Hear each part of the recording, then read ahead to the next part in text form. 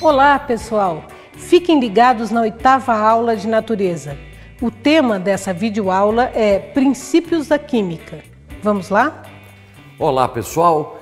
Tudo que está ao nosso redor é matéria, pode ser orgânico ou não. O que importa é que a matéria é formada por milhões de partes que não podemos ver a olho nu, os átomos. E é sobre isso que nós vamos falar na aula de hoje. Elementos químicos, suas características e propriedades. E já que vamos falar de átomo, também precisamos saber do que ele é composto. O núcleo de um átomo é bastante denso e contém prótons, partículas de carga positiva, e nêutrons, partículas sem carga, e uma eletrosfera constituída por diversos elétrons, partículas de carga negativa, distribuído em camadas e em constante movimento. A massa do próton é praticamente igual à massa do nêutron, que é imensamente maior do que a massa do elétron, que por sua vez é desprezível. Mas até onde estamos, prótons, elétrons e mesmo um átomo são muito pequenos. Ô Jonas, como definimos a sua representação? Olá, Arthur. Olá, pessoal. Cada elemento químico corresponde a um símbolo, no caso, uma ou mais letras, que vem comumente acompanhada de dois números. À esquerda, temos o número atômico, representado pela letra Z e que corresponde ao número de prótons, próprio de cada elemento. Acima, o número de massa, A, que indica a soma de prótons e nêutrons presentes no núcleo. Em condições ideais, um átomo é neutro e assim ele possui o mesmo número de prótons e elétrons. Caso isso não ocorra, ele adquire carga e é denominado íon.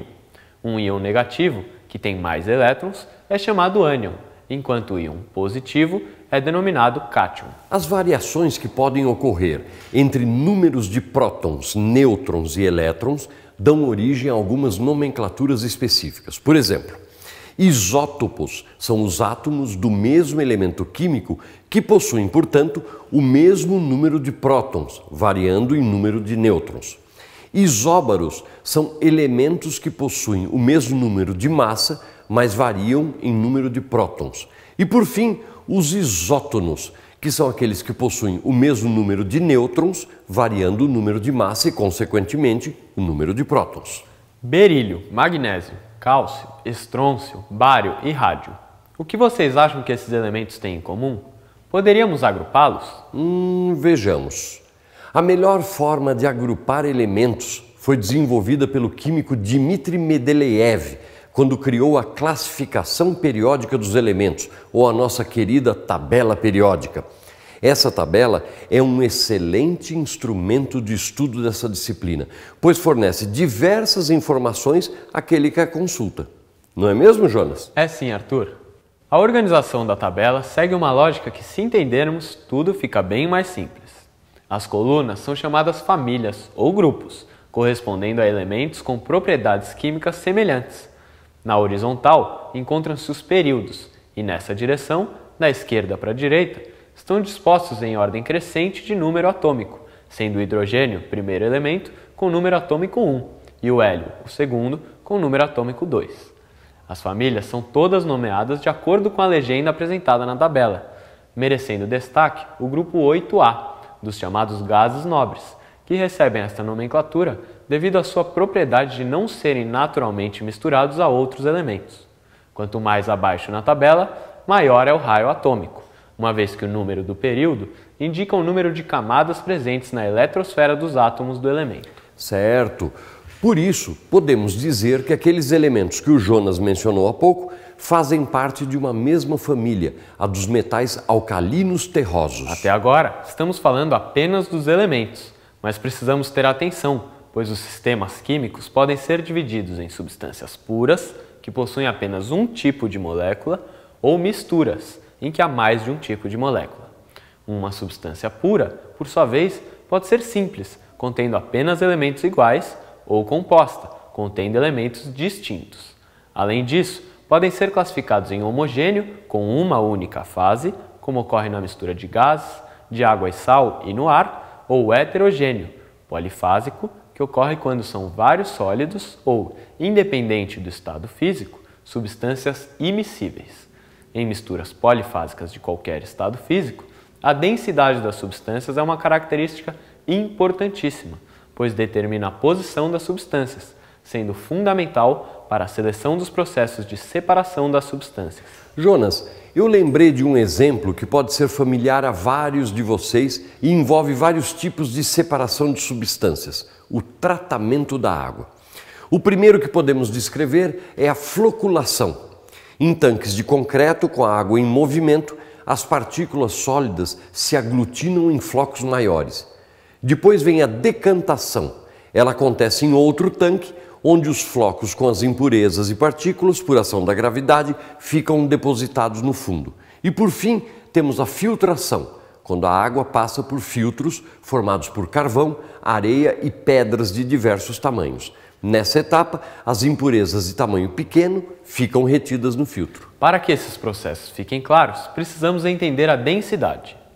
A densidade é determinada por uma relação entre a massa de uma substância e o seu volume, ou seja, o espaço em que se encontra distribuída. Se pensarmos em 1 kg de algodão e 1 kg de chumbo, qual seria mais pesado? Jonas, isso é pegadinha. Se é 1 kg de um e 1 kg do outro, o peso é o mesmo. A diferença que eu vejo é o volume. Consigo 1 kg de chumbo em um volume muito menor do que 1 kg de algodão. Isso mesmo, Yarita. Em outras palavras, podemos dizer que a diferença está na densidade do algodão e do chumbo. O chumbo é muito mais denso que o algodão e, por isso, 1 kg de chumbo seria obtido em um volume muito menor. Quando duas substâncias se misturam no líquido, a densidade de cada uma é o que determina qual flutuará. A de menor densidade sempre ficará embaixo. Entre água e óleo, a água é muito menos densa e, por isso, a camada de óleo ficará por cima na mistura. Os elementos químicos têm várias propriedades, entre elas a capacidade ou não de associar-se a ele mesmo ou a outro elemento para formar diferentes substâncias simples.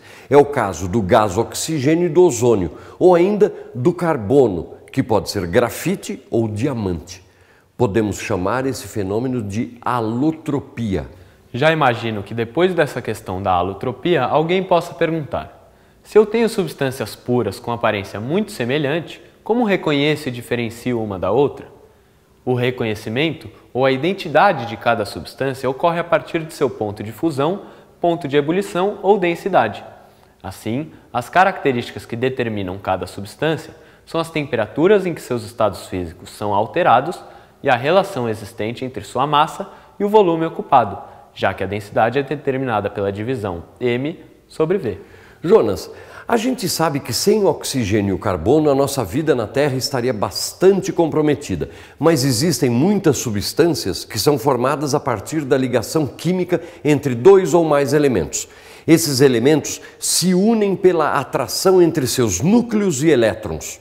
Com essa união, eles buscam aquilo que muitos de nós também buscamos na vida: estabilidade. Mas, brincadeira à parte, esses elementos se aproximam uns dos outros com o objetivo de deixar sua eletrosfera tal como a dos gases nobres, ou seja, chegar a 8 elétrons na camada de valência ou a 2 elétrons na sua última camada. Essas ligações que o Arthur comentou podem ser classificadas de 3 formas: iônica, quando ocorre entre um metal e algum elemento que não o seja; covalente, quando não envolve metais; ou metálica, que só envolve metais. Os compostos iônicos são formados pela doação de elétron do metal para o não metal e caracterizam-se pelo estado sólido nas condições ambientais, altos pontos de fusão e ebulição e condução de corrente elétrica quando fundidos ou dissolvidos em água.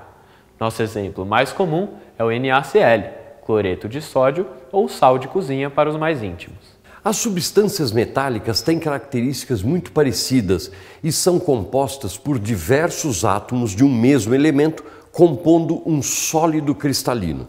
Nesse sólido coexistem átomos e cátions mergulhados num mar de elétrons, que são os elétrons da última camada, fluindo livremente entre os elementos. Esse fato confere aos metais a sua alta condutividade elétrica, mesmo no seu estado sólido. Além disso, podemos citar como característica dos metais o seu brilho, a maleabilidade, a resistência à tração, a ductibilidade, a alta densidade e os altos pontos de fusão e ebulição. Usando o poder das metáforas, podemos dizer que as ligações covalentes seriam politicamente corretas, pois são baseadas no compartilhamento. Esse compartilhamento de elétrons ocorre quando ambos os elementos envolvidos necessitam do mesmo número de elétrons para sua estabilização, fundindo suas eletrosferas. Tem como peculiaridade o fato de não conduzirem corrente elétrica em seu estado sólido. Muitos nomes e conceitos. Melhor fazer uma pausa para um vídeo. Na verdade, é um pequeno trecho que mostra na prática como aconteceriam essas relações. Depois você pode ver o vídeo completo nos materiais complementares.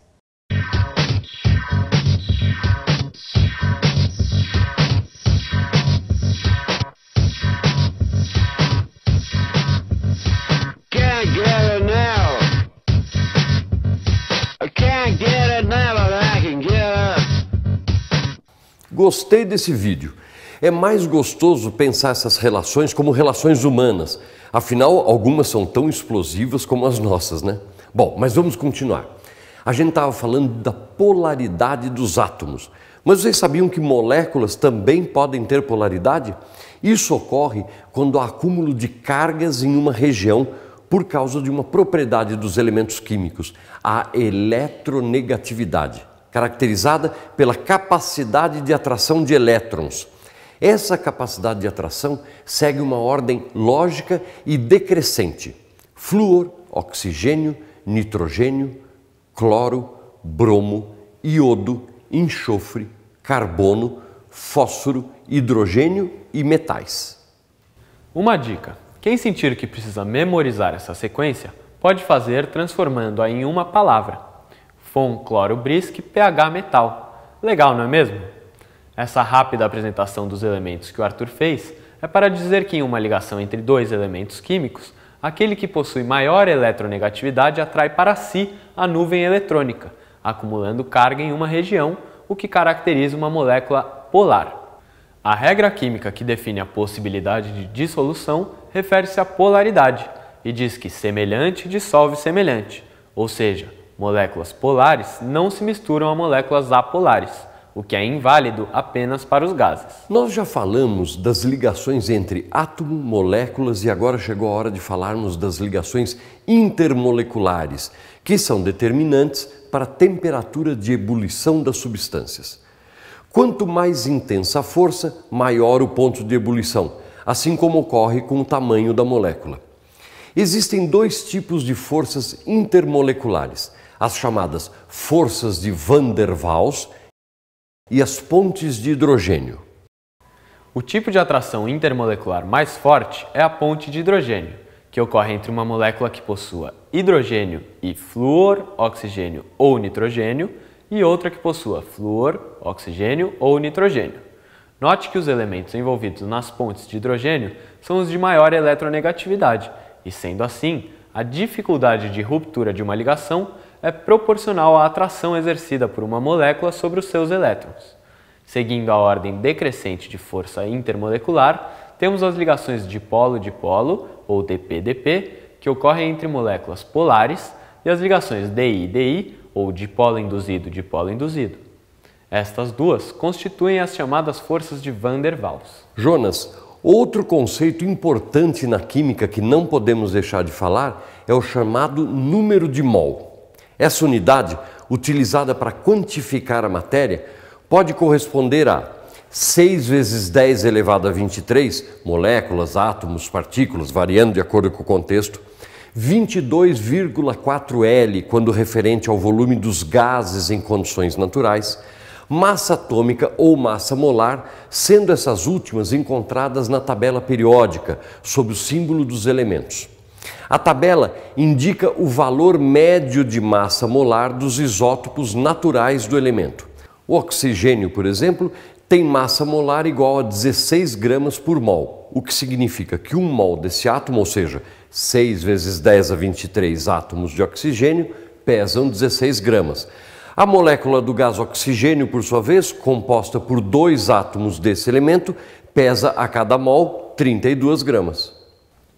Outro momento em que imagino vocês perguntando: Por que 6 vezes 10 a 23? Este número é a constante de Avogadro, que corresponde a 1 mol de entidades elementares, que podem ser moléculas, átomos, íons, elétrons, prótons e etc. Sua quantificação se deve à facilidade de obtenção do número preciso de átomos de carbono 12 presentes em 12 gramas deste elemento, sendo por isso escolhido como substância de referência. Bom, já vimos que Lavoisier disse que na natureza nada se cria, nada se perde, tudo se transforma. Agora, vamos ver na prática o que isso tem a ver com as equações químicas. Em muitos exercícios, as equações aparecem não balanceadas, justamente para o aluno aplicar os conceitos desse pensamento e garantir que o número de átomos de um elemento seja o mesmo antes e depois da reação. Para exercitar esse conhecimento, separamos duas equações para balancearmos juntos.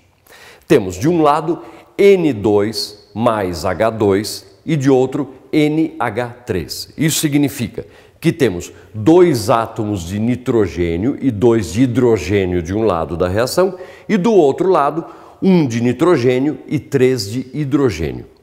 Os coeficientes devem fazer com que a quantidade de cada elemento seja a mesma antes e depois da reação. Assim, pensaremos na proporção existente após esta. 1 nitrogênio para cada 3 hidrogênios e, podendo usar uma regra de 3 simples, observaremos que os 2 átomos de nitrogênio existentes devem se juntar a 6 átomos de hidrogênio, que por isso recebe o coeficiente 3. O produto, seguindo Lavoisier, recebe o coeficiente 2, de forma que nenhum dos átomos reagentes seja perdido na reação. Vamos ver mais um. C2H6O mais O2, produzindo CO2 mais H2O. Antes da reação, 2 carbonos, 6 hidrogênios e 3 oxigênios. Depois, apenas o CO2 possui carbonos. Os 2 do reagente formarão o gás. Decorre disto que o produto passa a ter 4 oxigênios no gás carbônico, o que é compensado adicionando-se o coeficiente 2 ao O2. Restam 6 hidrogênios e 1 oxigênio do reagente. 3 águas suprem a necessidade do produto de ter 6 hidrogênios, mas ainda faltam 2 oxigênios. Estes podem ser obtidos simplesmente adicionando mais uma molécula de O2, cujo coeficiente ficará, portanto, 3. E então, o que vocês acharam? Vejam só outro tipo de exercício que também é bastante comum em provas como o Enem. Quando se define molécula, os livros geralmente apresentam conceitos como a menor parte da substância capaz de guardar suas propriedades. A partir de definições desse tipo, a ideia transmitida ao estudante é de que o constituinte isolado, ou seja, a molécula, contém os atributos do todo. É como dizer que uma molécula de água possui densidade, pressão de vapor, tensão superficial, ponto de fusão, ponto de ebulição, etc. Tais propriedades pertencem ao conjunto, isso é, elas só se manifestam nas relações que as moléculas mantêm entre si. O texto evidencia a chamada visão substancialista, que ainda se encontra presente no ensino da química.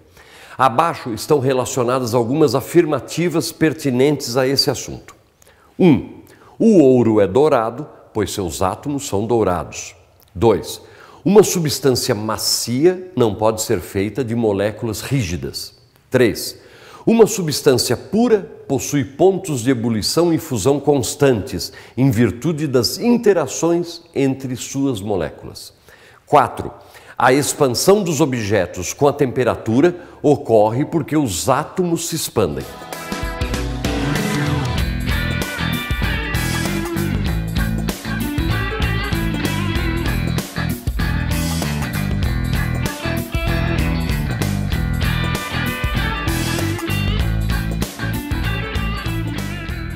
A solução deste exercício se dá basicamente pelo entendimento do texto, não exigindo conhecimentos prévios a respeito do que vem a ser o substancialismo.